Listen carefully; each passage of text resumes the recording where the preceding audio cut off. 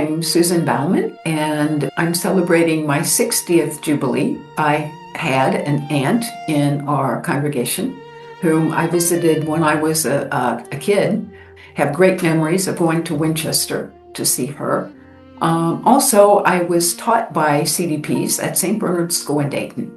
And the sisters were young, they were vibrant, they were wonderful teachers. And there was something about them that attracted me in the way they were and the who they were. The emphasis in my formation was emphasis on the vows and not on poverty, charity, abandonment, and simplicity. But they really speak to me, especially abandonment. I remember my first mission going to Corbin, and it was at night, and we're driving down I-75, and it's very dark. And I remember looking ahead at the road saying, oh my goodness, where am I going? And what am I going to find there? But still there was a sense that that's where I was called to be, and that's where I would do my mission, and that's where God would be with me. When Jesus said, tell them I'm going before them into Galilee.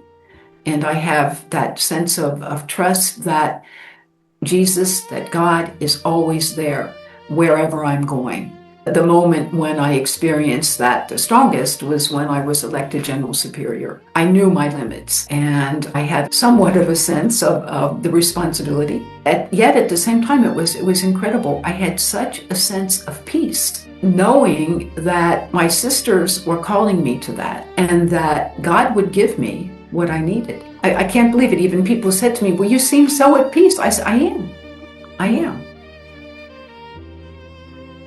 A real beginning of a change or an awareness happened for me when I went to Appalachia. I discovered the wealth of poverty. I served many people who lived kind of on the fringe, precarity, but there was such an openness, and I learned that the poor accept what they're given. I have a tendency to say, okay, I received that. It's not exactly what I wanted.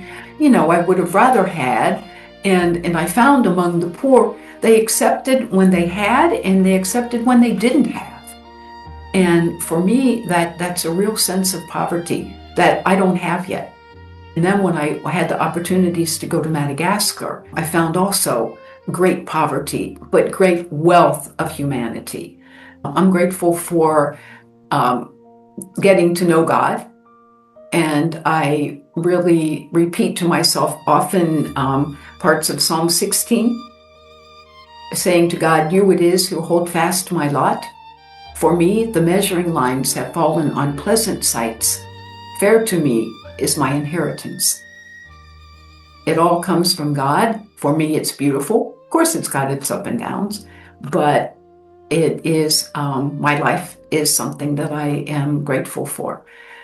I'm grateful, of course, for my sisters who have tolerated me for 60 years, who have loved me in the easy parts and the more difficult parts. And thanks to them, I have become who I am today. Without them, that would not have happened. I'm grateful to them also for their fidelity to God, to their mission, to the search for God. And I'm grateful for the opportunities I've had to be of service, to give back to my sisters, and to give to others, and to share the talents that God has blessed me with. God doesn't expect of us to carry a burden tomorrow with the grace that he gives us today. And we pray how many times a day, give us this day our daily bread. And for me, that's providence. God gives this day what I need for this day. Can you see God active in your life? And can you trust that for the rest of your life? Because God will be there.